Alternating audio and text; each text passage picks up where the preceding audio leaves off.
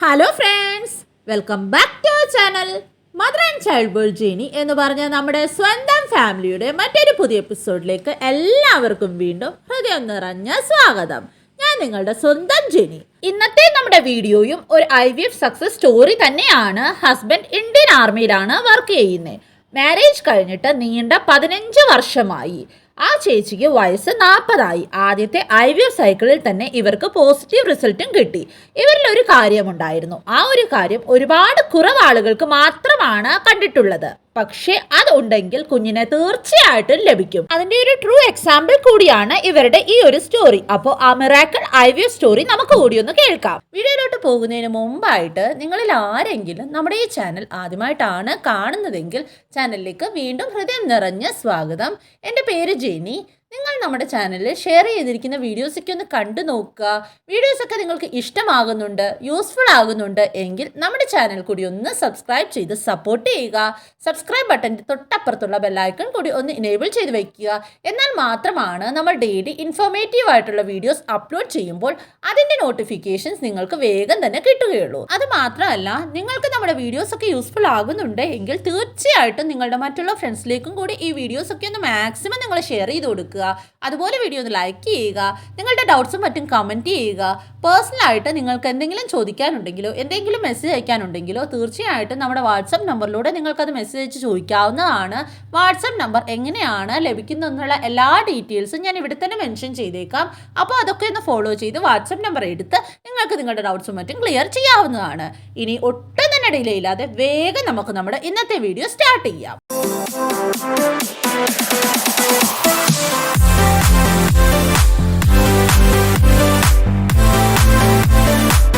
നമ്മുടെ ഇന്നത്തെ താരമായ ആ ഒരു ചേച്ചി 40 വയസ്സുള്ളതാണ്. ഹസ്ബൻഡ് ഇന്ത്യൻ ആർമിയിലാണ് വർക്ക് ചെയ്യുന്നത്. ആ ചേച്ചിക്ക് 40 വയസ്സിലും സ്വന്തം എഗ് വെച്ച് തന്നെയാണ് കുഞ്ഞിനെ ലഭിച്ചത്. കല്യാണം കഴിഞ്ഞിട്ട് 15 വർഷം ആയിരുന്നു. അതിൻ്റെ ഇടയിൽ ഒരുപാട് ഡോക്ടേഴ്സിനെ കാണിച്ചു, ഒരുപാട് ആയുർവേദവും അലോപ്പതിയുമായ മെഡിസിൻസ് കഴിച്ചു. ഒന്നിനും റിസൾട്ട് ഉണ്ടായില്ല. 2 IUIയും ചെയ്തു, അതും നെഗറ്റീവായി.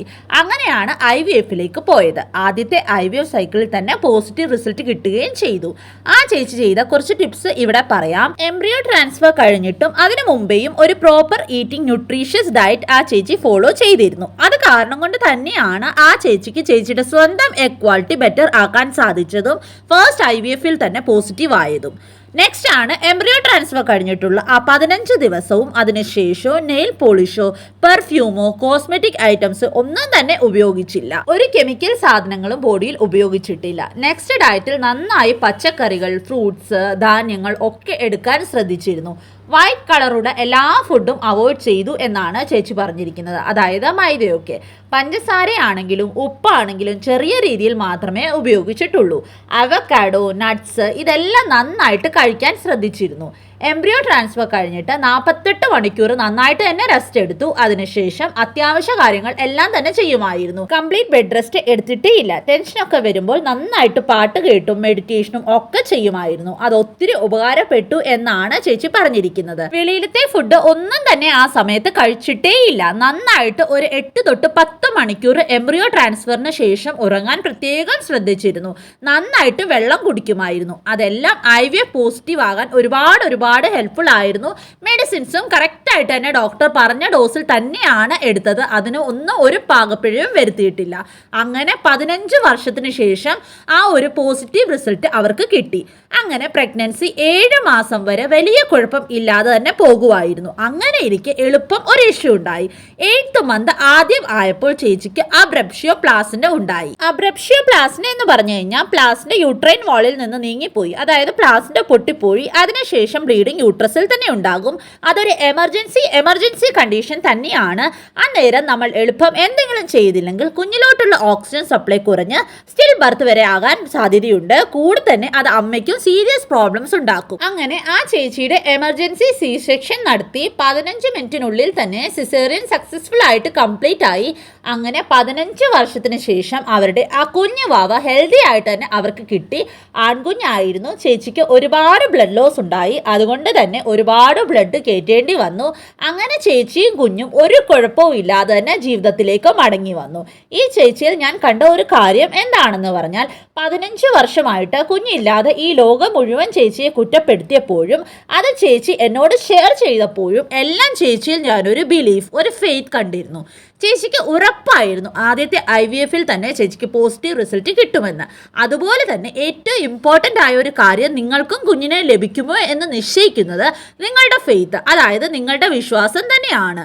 നിങ്ങൾക്ക് കുഞ്ഞിനെ ലഭിക്കും എന്ന് നിങ്ങൾ തന്നെ ഉറച്ച് വിശ്വസിച്ചാൽ തീർച്ചയായിട്ടും നിങ്ങൾക്ക് കുഞ്ഞിനെ ലഭിക്കും. ഹോപ്പ്, അതായത് പ്രതീക്ഷ കളയാതിരിക്കുക. ആ ചേച്ചിക്ക് 15 വർഷത്തിന് ശേഷം 40-ാം വയസ്സിൽ സ്വന്തം എഗ്ഗ് വെച്ച് തന്നെ അബ്രപ്ഷ്യോ പ്ലാസിന്റെ ഉള്ളപ്പോഴും ഒരു കുഴപ്പവും കൂടാതെ കുഞ്ഞിനെ ലഭിച്ചെങ്കിൽ തീർച്ചയായിട്ടും നിങ്ങൾക്ക് ലഭിക്കും. ഇതിന്റെ ഇടയ്ക്ക് ഞാൻ പറയാൻ വിട്ടുപോയിട്ടുള്ള ഒരു കാര്യം എന്താണെന്ന് പറഞ്ഞാൽ ചേച്ചിക്ക് എത്ര എഗ്ഗ് കിട്ടി, എത്ര എംബ്രിയോസ് ആയി എന്നൊക്കെ.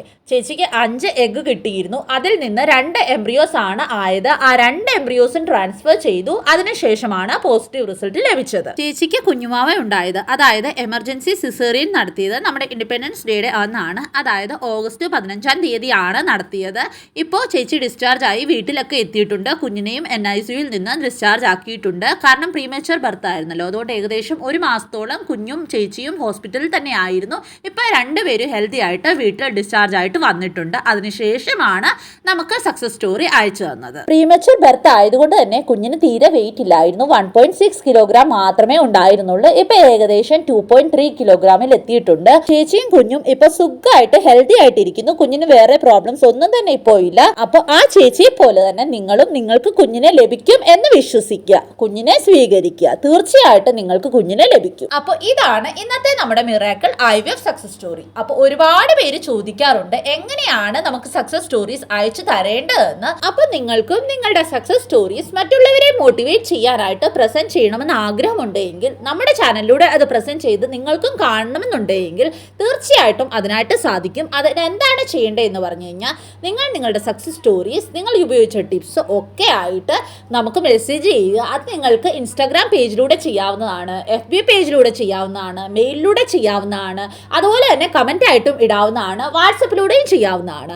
അപ്പോൾ ഇത്രയും കാര്യങ്ങളാണ്, ഇത്രയും പ്ലാറ്റ്ഫോംസിലൂടെ നിങ്ങൾക്ക് നിങ്ങളുടെ സക്സസ് സ്റ്റോറി ഷെയർ ചെയ്യാവുന്നതാണ്. അപ്പോൾ തീർച്ചയായിട്ടും നിങ്ങളുടെ സക്സസ് സ്റ്റോറീസും ഒരു നാൾ നമ്മുടെ ചാനലിൽ വന്നിരിക്കും. അപ്പോൾ അതിനായിട്ട് എല്ലാവർക്കും സാധിക്കട്ടെ എന്ന് പ്രാർത്ഥിക്കും. അപ്പോൾ ഇന്നത്തെ വീഡിയോ ഇത്രയേ ഉള്ളൂ. ഈ ഒരു വീഡിയോ റിലേറ്റഡോ വേറെ ഏതെങ്കിലും ഒരു ടോപ്പിക് റിലേറ്റഡോ ഇനിയും നിങ്ങളിൽ ആർക്കെങ്കിലും എന്തെങ്കിലും ഡൗട്ടോ മറ്റു കൺഫ്യൂഷൻസോ ഉണ്ടെങ്കിൽ തീർച്ചയായിട്ടും നിങ്ങൾ കമൻറ്റ് ചെയ്ത് ചോദിക്കാവുന്നതാണ്. എന്തായാലും റിപ്ലൈ തന്നിരിക്കും. പേഴ്സണലി നിങ്ങളിൽ ആർക്കെങ്കിലും എന്തെങ്കിലും ഡൗട്ടും മറ്റും ഷെയർ ചെയ്യാനുണ്ടെങ്കിൽ നിങ്ങൾക്ക് നമ്മുടെ വാട്സപ്പ് നമ്പറിലൂടെ അത് ഷെയർ ചെയ്യാവുന്നതാണ്. വാട്സപ്പ് നമ്പർ എങ്ങനെയാണ് ലഭിക്കുന്നത് എന്നുള്ള എല്ലാ ഡീറ്റെയിൽസും ഞാൻ ഇവിടെ തന്നെ മെൻഷൻ ചെയ്തേക്കാം. അപ്പോൾ അത് നോക്കിയിട്ട് നിങ്ങൾ വാട്സപ്പ് നമ്പർ എടുത്ത് വാട്സപ്പ് നമ്പറിലോട്ട് മെസ്സേജ് അയച്ച് നിങ്ങൾക്ക് ചോദിക്കാവുന്നതാണ്. നിങ്ങളുടെ ഡൗട്ട്സും മറ്റും ക്ലിയർ ചെയ്യാവുന്നതാണ്. ഈ വീഡിയോ നിങ്ങൾക്ക് യൂസ്ഫുൾ ആയിട്ട് തോന്നുന്നുണ്ട് എങ്കിൽ തീർച്ചയായിട്ടും ഈ വീഡിയോ മറ്റുള്ള ഫ്രണ്ട്സിലേക്കും കൂടി ഒന്ന് ഷെയർ ചെയ്ത് കൊടുക്കുക. അതുപോലെ തന്നെ വീഡിയോ ഒന്ന് ലൈക്ക് ചെയ്യുക.